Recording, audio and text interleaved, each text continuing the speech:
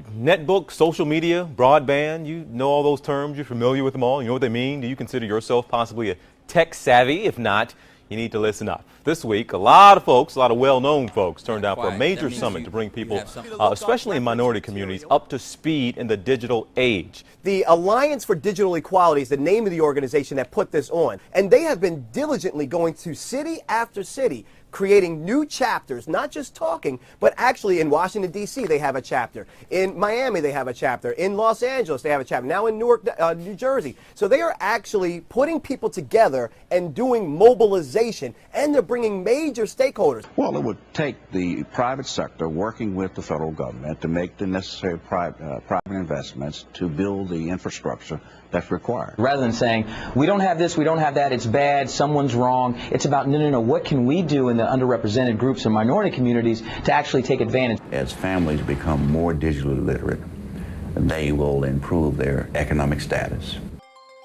The Alliance for Digital Equality maintains that the key to expanding opportunities for all communities is through digital empowerment. For those individuals with access to broadband or wireless technologies and the proper training to use it, unprecedented opportunities will always be at their fingertips. Unfortunately, not everyone has these advantages, and this inequality is most prominent in the nation's underserved communities.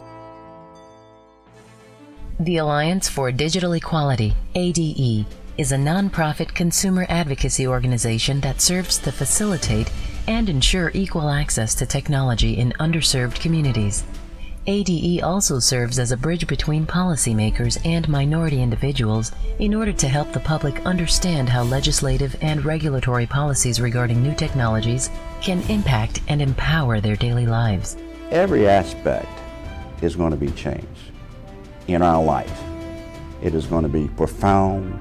It is going to be extremely aggressive. And we have to be prepared as these services begin to change the very face of how vital services are delivered to communities, and particularly underserved communities. In 2007, the Alliance launched Project Digital Empowerment, a national grassroots campaign aimed at bringing together residents, community leaders, local and national organizations, and government officials to raise awareness for public policies that advocate for the deployment of affordable broadband and Wi-Fi services in underserved communities across the country. In Chicago, the access to medicine. What was this talking about? If you're poor, whether you're black, whether you're Hispanic, whether you're Polish, whether you're Filipino, you need access. If you don't have access to a computer, and importantly to broadband, to fast speed computering, if you don't have the ability to be able to access that, it's going to be very difficult for you to get a job.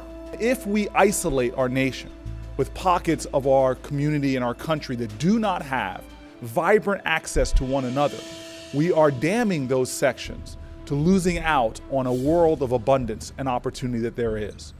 Economic empowerment, public safety, improving our healthcare performance, educating our young folks. These are the goals. These are the dreams, the aspirations that we have as a society. My job is to make sure that the technology components can be used to help enable those broader policy objectives. Some of the causes that have been fought at the community and neighborhood level and have lost would have won if the technology had been then what it is today.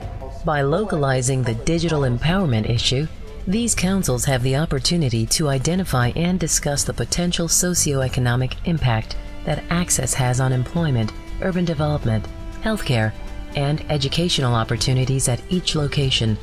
ADE's goal is to educate Americans about the benefits of new broadband technologies and be a voice of underserved communities to raise awareness of the importance of new technologies regardless of the socioeconomic status. Hi, this is Malik Yoba, and I want to talk to you about something called the digital divide. Yo, so what's happening, people? This is Dallas Austin with a message about the latest revolution. My friends at the Alliance for Digital Equality believe that the answer is through digital empowerment. This movement will revolutionize broadband and wireless access for communities and open the door to quality education, jobs, and healthcare. If we don't keep up, we'll be left behind. And this donation that you guys are doing, thank you. Computers and connectivity. The world at your fingertips. As part of its mission to educate and empower, ADE has developed innovative digital education and training programs for deployment across the nation. Learning Without Walls provides secure online communication among students and teachers, classroom management tools, coaching for teachers, and afternoon tutorials for K-12, intro college level, and adult learners. In late 2008, Georgia's Clayton County Public Schools became the first public school district in 40 years to lose accreditation. A new approach to learning had to be developed, and the Alliance for Digital Equality took on that challenge. Many of our students do not have access to computers. If they do have computers, they may not have access to the internet at home. This year, however, students got some much-needed help, their own personal computer, thanks to a new program called Learning Without Walls. The Learning Without Walls program was really developed as a pilot project to ensure equal and affordable access to underserved communities. This is your master CRCT page. 1,000 laptops with wireless cards have been distributed in the past 2 years. Now we got 3 and 8 goes in 18 how many times? Directors say students in the program have increased their standardized test scores by an average of 30%. When we got the laptops, I felt it was overwhelming at first because the teachers, it's like they expected more from us. And it's like we were going to get more work, but I'm glad that we'll get more work because it will help me later on in what I want to be in my career. I was thinking, oh my goodness, like just looking at it, I nearly fainted just thinking. A lot of our kids don't have the exposure that I feel they should, and with these laptops it brings a whole lot of things they may not have been exposed to right here at the tip of their fingertips. So I'm really excited about that opportunity. Last year we showed great gains on our state standardized test, and I think it's due because of the laptop initiative here at North Clayton Middle School, because the students with the laptops, they soared beyond any of our other students. So we're excited, most definitely excited about our students' performance and increasing their intelligence. I wanted to join the Tigers, is it? Yes. When I was in junior high school, my mascot was Tiger, so I knew I was supposed to be here this morning. This allows me and allows the world to know, to acknowledge that all things are possible. These students are connected to the world.